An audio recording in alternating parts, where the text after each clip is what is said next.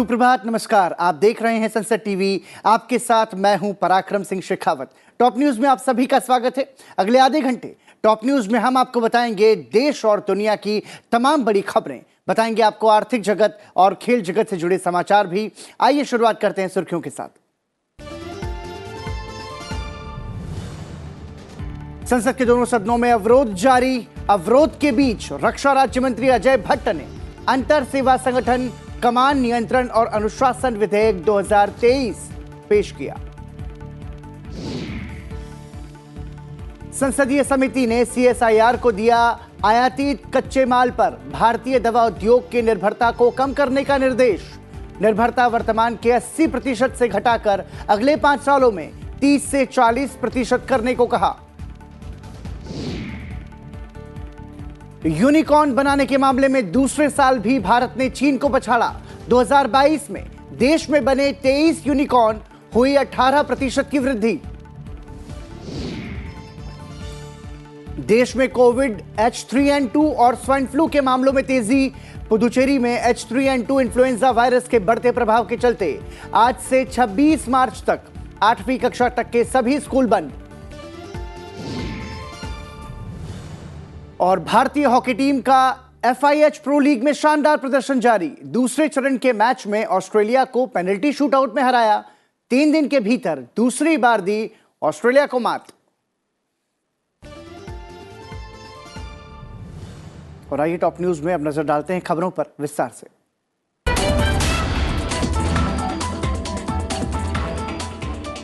आज संसद के बजट सत्र के दूसरे चरण का चौथा दिन है। लोकसभा में आज साल 2023-24 के लिए जम्मू कश्मीर संघ राज्य क्षेत्र के बजट पर सामान्य चर्चा होगी। इसके साथ ही विनियोग विधेयक और जम्मू कश्मीर विनियोग विधेयक पर भी चर्चा होनी है, जो कि आज की कार्यसूची में शामिल है। साथ ही लोकसभा में आज नियम 377 के अधीन लोकहित के मुद्दों पर चर्चा होना भी सूचीबद्ध है। वहीं संसद के उच्च सदन राज्यसभा में कौशल विकास और उद्यमशीलता मंत्रालय के कामकाज पर चर्चा होगी। साथ ही राज्यसभा में कपड़ा मंत्रालय के कामकाज पर चर्चा होना आज की कार्यसूची में शामिल है। और आपको बता दें कि दोनों सदनों में प्रश्नकाल के दौरान कई अहम प्रश्न पूछे जाएंगे। हालांकि अवरोध की स्थिति बनी हुई है। इस स्थिति में यह देखना महत्वपूर्ण है कि जो चर्चा है उसको सदन में स्थान दिया जाएगा कि नहीं। संसद के बजट सत्र के दूसरे चरण में लगातार तीसरे दिन दोनों सदनों में अवरोध जारी रहा। सत्ता पक्ष के सदस्यों ने कांग्रेस नेता राहुल गांधी के लंदन में दिए गए बयान को लेकर माफी मांगने की मांग की। विपक्षी सांसदों ने अडानी समूह से जुड़े मामले की जेपीसी जांच कराने की मांग को लेकर कार्यवाही में अवरोध पैदा किया।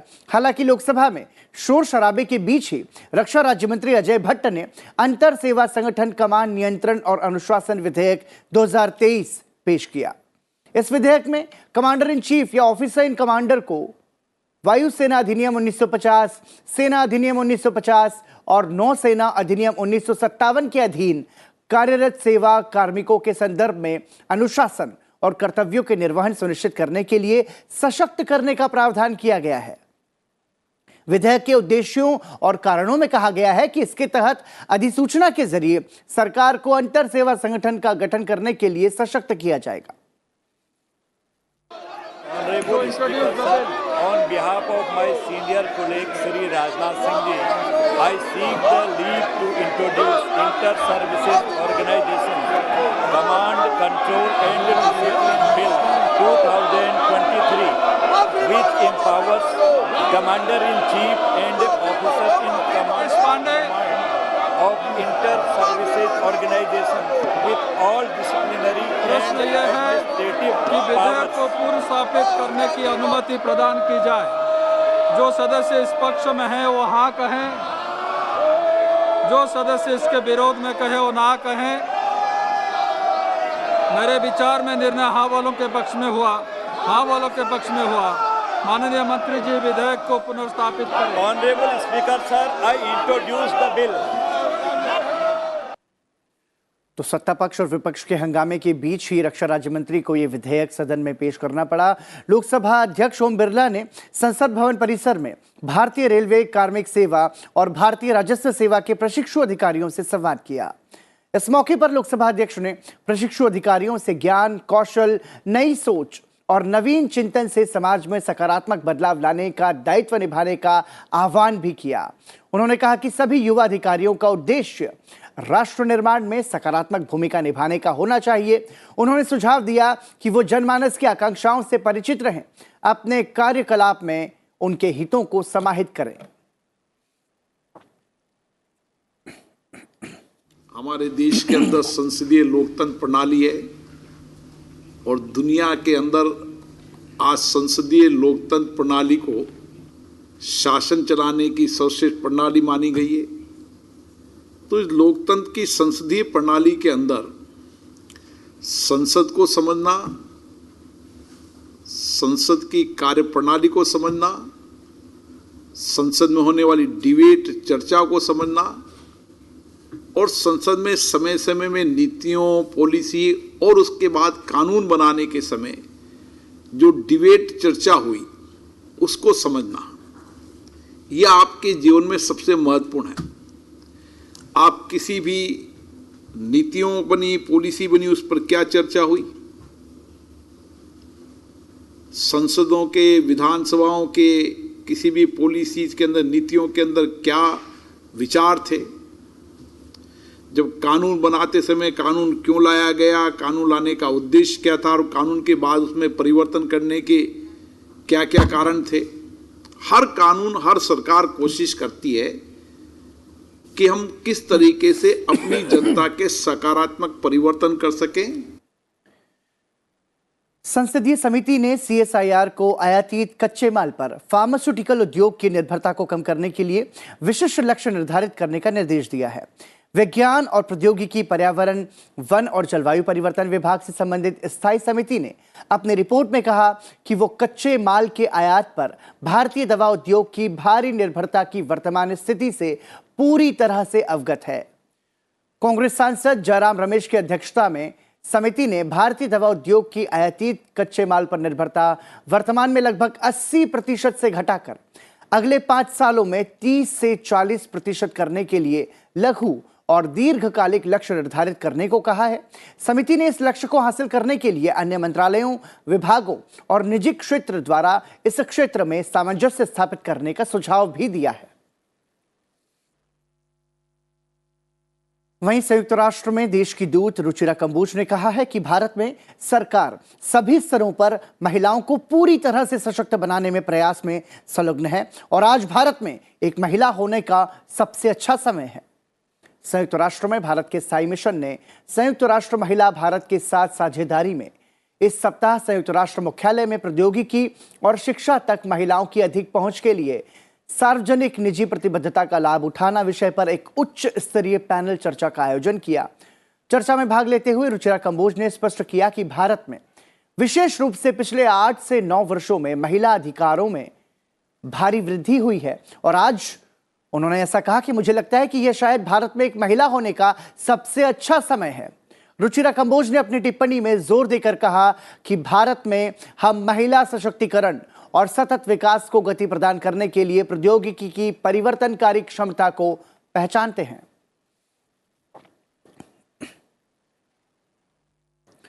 बात करते हैं अगली खबर की। CUET UG इस साल 2 की बजाय 3 पालियों में होगी। साथ ही संयुक्त प्रवेश परीक्षा यानी कि JEE और राष्ट्रीय पात्रता सह प्रवेश परीक्षा यानी कि NEET जैसी परीक्षाओं में इसके विलय की घोषणा प्रभावी वर्ष से कम 2 साल पहले कर दी जाएगी। UGC के अध्यक्ष जगदीश कुमार ने यह जानकारी दी।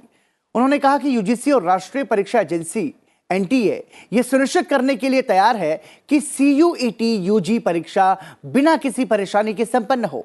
उन्होंने कहा कि वैकल्पिक योजना के तहत अतिरिक्त कंप्यूटर और परीक्षा केंद्रों की व्यवस्था की गई है ताकि कोई समस्या आने पर विद्यार्थियों को उन परीक्षा केंद्रों पर स्थानांतरित किया जा सके और परीक्षा रद्द न की जाए।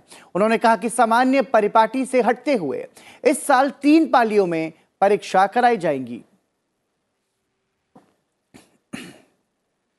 देश में इन दिनों तेजी से कोविड H3N2 और स्वाइन फ्लू के मामलों में तेजी से बढ़ोतरी हो रही है। केंद्र शासित प्रदेश पुदुचेरी में सरकार ने H3N2 इन्फ्लुएंजा वायरस के बढ़ते प्रभाव के मद्देनजर आज से 26 मार्च तक 8वीं कक्षा तक के सभी स्कूलों में अवकाश की घोषणा कर दी है। विशेष रूप से बच्चों में इन्फ्लुएंजा के बढ़ते प्रभाव के कारण केंद्र शासित प्रदेश के पुदुचेरी, कराईकल, माहे और यनम के सभी 4 क्षेत्रों के स्कूलों के लिए यह आदेश लागू होगा। वहीं राजधानी दिल्ली के अस्पतालों में H3N2 वायरस के मामले बढ़ रहे हैं। H3N2 वायरस से बुखार, सर्दी और शरीर में दर्द जैसे लक्षण उत्पन्न होते हैं, लेकिन कुछ मामलों में लगातार खांसी होने लगती है, जिससे मरीज बेहद कमजोर हो जाते हैं। चिकित्सकों ने कहा कि ओपीडी में इस तरह की शिकायत लेकर आने वाले मरीजों की संख्या में करीब 150% की बढ़ोतरी हुई है। महाराष्ट्र के पुणे में आयोजित Y20 परामर्श बैठक में वैश्विक लैंगिक नीति सुधारों और स्कूली पाठ्यक्रम में लैंगिक संवेदीकरण और एकीकृत करने की आवश्यकता पर चर्चा हुई। Y20 सभी G20 सदस्य देशों के युवाओं के लिए एक आधिकारिक परामर्श मंच है। युवा मामलों और खेल मंत्रालय के सहयोग से पुणे में सिम्बायोसिस इंटरनेशनल यूनिवर्सिटी SIU में Y20 परामर्श बैठक आयोजित की जा रही है। बैठक में पैनलिस्ट ने लिंग संबंधी संघर्ष के मुद्दे के विभिन्न पहलुओं पर विचार विमर्श किया। वहीं नौकरी के बदले जमीन घोटाले मामले में सीबीआई के समन को रद्द करने की तेजस्वी यादव की याचिका पर दिल्ली हाईकोर्ट आज सुनवाई करेगा। याचिका आज सुनवाई के लिए न्यायमूर्ति दिनेश कुमार शर्मा के समक्ष सूचीबद्ध है। दाखिल याचिका में दलील दी गई है कि सीआरपीसी की धारा 160 के तहत नोटिस केवल उसी व्यक्ति को जारी किया जा सकता है जो उस पुलिस स्टेशन के स्थानीय अधिकार क्षेत्र में स्थित है या आसपास के पुलिस स्टेशन के भीतर है।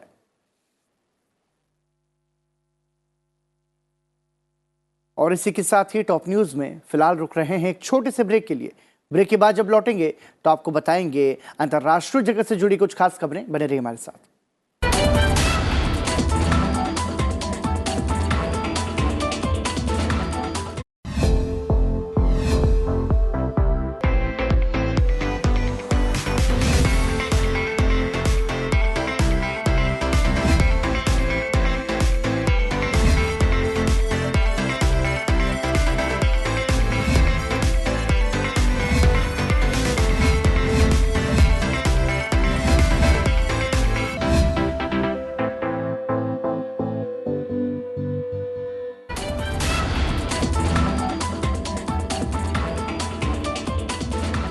ब्रेक के बाद एक बार फिर आपका स्वागत। और टॉप न्यूज में अंतरराष्ट्रीय खबरों से पहले आइए एक नजर डालते हैं टॉप 10 सुर्खियों पर। प्रधानमंत्री नरेंद्र मोदी जनवरी 2024 के तीसरे सप्ताह में अयोध्या में निर्माणाधीन मंदिर में भगवान रामलला की मूर्ति उसके मूल स्थान पर स्थापित करेंगे। राम मंदिर के निर्माण और प्रबंधन के लिए स्थापित श्री राम जन्मभूमि तीर्थ क्षेत्र के कोषाध्यक्ष स्वामी गोविंद देव गिरी महाराज ने बुधवार को यह जानकारी दी। उन्होंने ये भी बताया कि मंदिर का निर्माण कार्य पूरे जोर शोर से चल रहा है। राष्ट्रपति द्रौपदी मुर्मू आज से 21 मार्च तक केरल, तमिलनाडु और लक्षद्वीप के दौरे पर रहेंगी।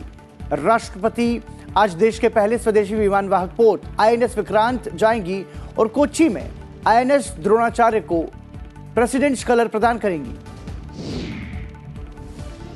राष्ट्रपति भवन में 4 राज्य आंध्र प्रदेश, कर्नाटक, हरियाणा और केरल के सांसदों ने राष्ट्रपति द्रौपदी मुर्मू से मुलाकात की। इस मौके पर उपराष्ट्रपति और राज्यसभा के सभापति जगदीप धनखड़, लोकसभा अध्यक्ष ओम बिरला के अलावा राज्यसभा उपसभापति हरिवंश, केंद्रीय मंत्री पीयूष गोयल, प्रहलाद जोशी, अर्जुन राम मेघवाल, वी मुरलीधरन, कांग्रेस सांसद अधीर रंजन चौधरी समेत और कई सांसद भी उपस्थित रहे। केंद्रीय गृह मंत्री अमित शाह 18-19 मार्च को गुजरात का 2 दिवसीय दौरा करेंगे। इस दौरान अमित शाह डेयरी उद्योग सम्मेलन और 2 विश्वविद्यालयों के दीक्षांत समारोह सहित कई कार्यक्रमों में शामिल होंगे। जूनागढ़ जिला बैंक मुख्यालय का शिलान्यास करेंगे। साथ ही सोमनाथ मंदिर में पूजा अर्चना भी करेंगे। भारतीय नौसेना ने भारत के पहले प्रमुख रक्षा अध्यक्ष जनरल बिपिन रावत की याद में 2 पुरस्कार शुरू करने की घोषणा की। नौसेना ने 16 मार्च को दिवंगत जनरल की 65वीं जयंती की पूर्व संध्या पर यह घोषणा की। पहला पुरस्कार योग्यता के क्रम में समग्र रूप से प्रथम रहने वाली महिला अग्निवीर प्रशिक्षु को और दूसरा पुरस्कार गोवा स्थित नौसेना युद्ध महाविद्यालय में नौसेना उच्चतर कमान पाठ्यक्रम कर रहे मोस्ट स्पिरिटेड ऑफिसर, सबसे बहादुर अधिकारी को दिया जाएगा। बीआरएस नेता और तेलंगाना के मुख्यमंत्री के चंद्रशेखर राव की बेटी के कविता ने दिल्ली आबकारी नीति से संबंधित धन शोधन मामले में प्रवर्तन निदेशालय के समन के खिलाफ उच्चतम न्यायालय में याचिका दायर की और गिरफ्तारी से सुरक्षा प्रदान करने का अनुरोध किया। उत्तराखंड के वित्त मंत्री प्रेमचंद्र अग्रवाल ने विधानसभा में वित्त वर्ष 2023-24 के लिए 77,407 करोड़ रुपए का बजट पेश किया। बजट में मानव पूंजी और समावेशी विकास पर जोर दिया गया है।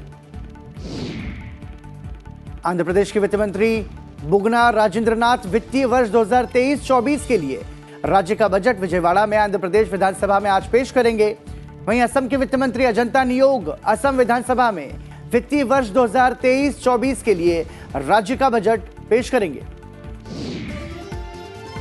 तमिलनाडु के मुख्यमंत्री एमके स्टालिन ने एलिफेंट केयरटेकर कपल बोमन और बेली को सम्मानित किया। उन पर आधारित डॉक्यूमेंट्री द एलिफेंट विस्पर्स ने इस साल ऑस्कर पुरस्कार जीता है। और इंडियन रेलवे तीर्थ पर्यटन को बढ़ावा देने के लिए भारत गौरव टूरिस्ट ट्रेन की शुरुआत करने जा रहा है। पहली भारत गौरव स्पेशल टूरिस्ट ट्रेन 18 मार्च को सिकंदराबाद रेलवे स्टेशन से शुरू होने वाली है। पुण्य क्षेत्र यात्रा 28 से 26 मार्च तक के लिए है। इसमें 8 रातें और 9 दिन की यात्रा है। इस दौरान पुरी, कोणार्क, गया, वाराणसी, अयोध्या और प्रयागराज जैसे महत्वपूर्ण आध्यात्मिक स्थलों की यात्रा कराई जाएगी। और टॉप 10 सुर्खियों के बाद आइए अब नजर डालते हैं अंतर्राष्ट्रीय खबरों पर।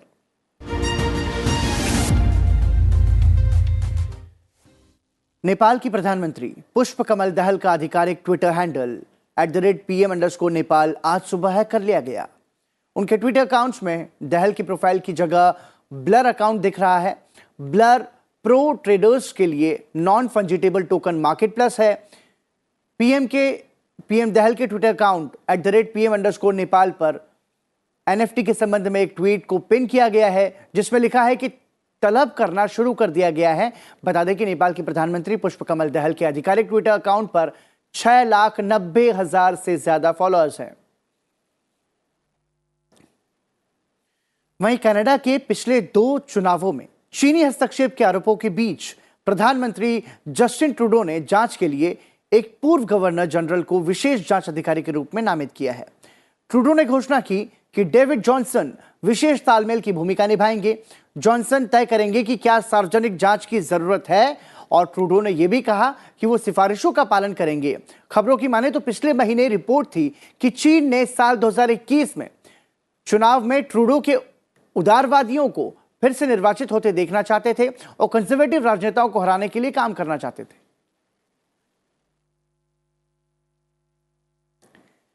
इजरायल में चल रहे विरोध प्रदर्शन के बीच प्रधानमंत्री बेंजामिन नेतन्याहू की मुश्किलें कम होने का नाम नहीं ले रही हैं।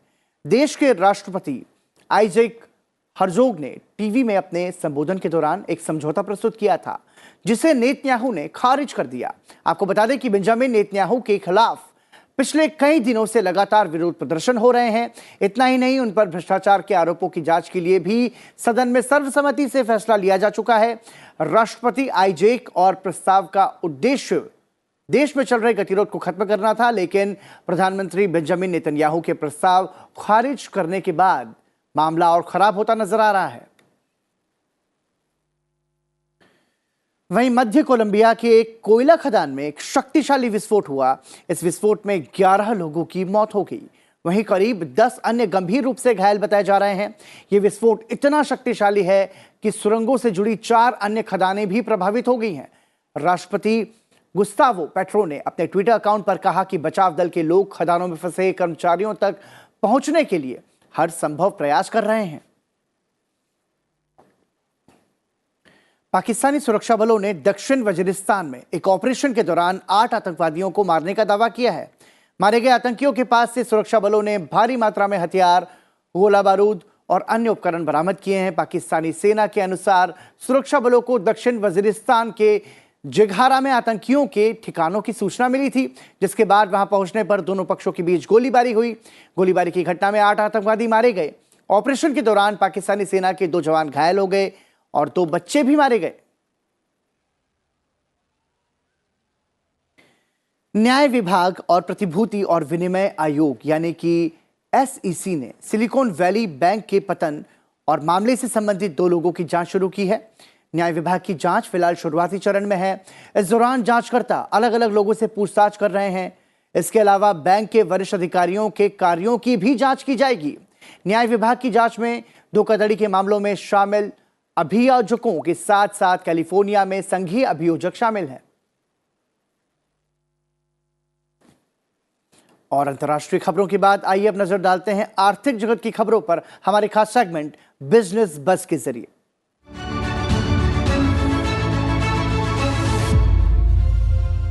सिक्किम की राजधानी गैंगटोक में आज से G20 के तहत बिजनेस 20 की बैठक शुरू होगी। बैठक में हिस्सा लेने के लिए अंतर्राष्ट्रीय प्रतिनिधि सिक्किम पहुंच रहे हैं।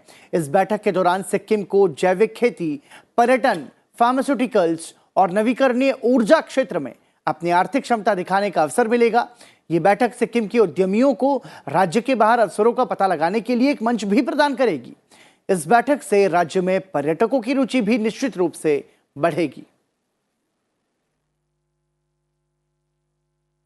वहीं केंद्रीय गृह राज्य मंत्री नित्यानंद राय ने बुधवार को बताया कि पिछले 3 साल में भारतीय गैर सरकारी संगठनों यानी कि NGO को कुल 2430.84 करोड़ रुपए का विदेशी कोष मिला है।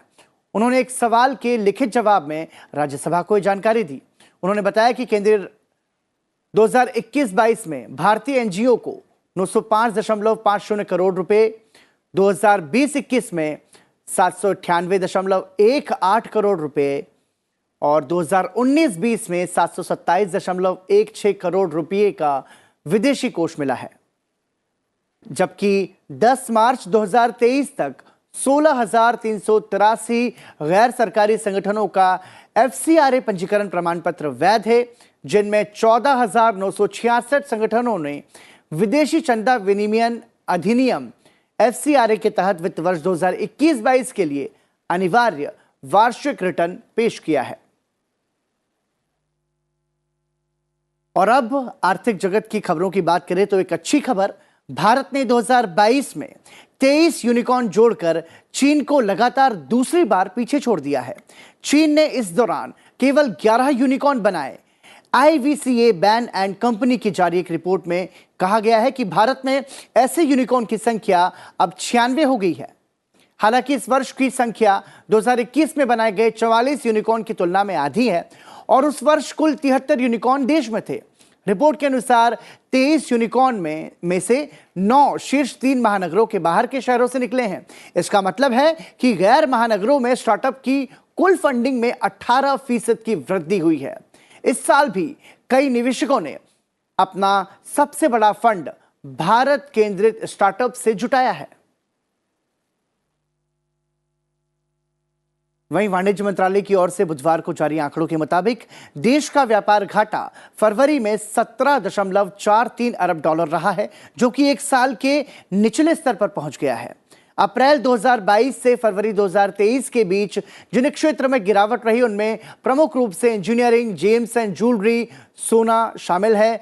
बढ़त वाले क्षेत्रों के आयात में कच्चा तेल, कोयला, पेट्रोलियम उत्पाद, केमिकल, फार्मा, इलेक्ट्रॉनिक सामान, चावल, तैयार कपड़े और टेक्सटाइल रहे। इन सब के बीच भारत के निर्यात में एक बार फिर से गिरावट दर्ज की गई है। वाणिज्य मंत्रालय के मुताबिक विपरीत परिस्थिति में भी भारत का व्यापारिक प्रदर्शन बेहतर रहा है और इसे मजबूत बनाने के प्रयास लगातार किए जा रहे हैं।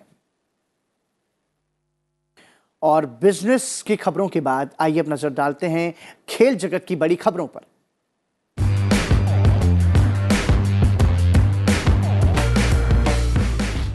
भारतीय हॉकी टीम ने FIH प्रो लीग के दूसरे चरण के मैच में पेनल्टी शूटआउट में जीत दर्ज कर 3 दिन के भीतर दूसरी बार ऑस्ट्रेलिया को शिकस्त दी है। निर्धारित समय तक दोनों टीमें 2-2 से बराबरी पर थीं। अनुभवी गोलकीपर PR श्रीजेश ने शूटआउट में शानदार प्रदर्शन किया, जिसे भारत ने 4-3 से अपने नाम कर लिया। बिरसा मुंडा स्टेडियम में लगातार चौथी जीत के साथ ही भारतीय टीम ने अंक तालिका में शीर्ष पर अपनी स्थिति मजबूत कर ली है। भारत के लिए विवेक सागर प्रसाद और सुखजीत सिंह ने गोल किए। वहीं दिल्ली में चल रहे वुमेन बॉक्सिंग वर्ल्ड चैंपियनशिप में आज निखत जरीन और लवलीना बोरगोहेन अपने अपने मुकाबले खेलते हुए नजर आएंगी।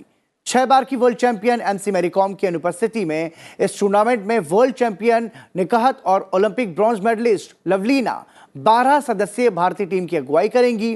दोनों मुक्केबाज पेरिस ओलंपिक के नजदीक आने के साथ नए वजन वर्गों में अपने पैर जमाने की कोशिश करेंगी।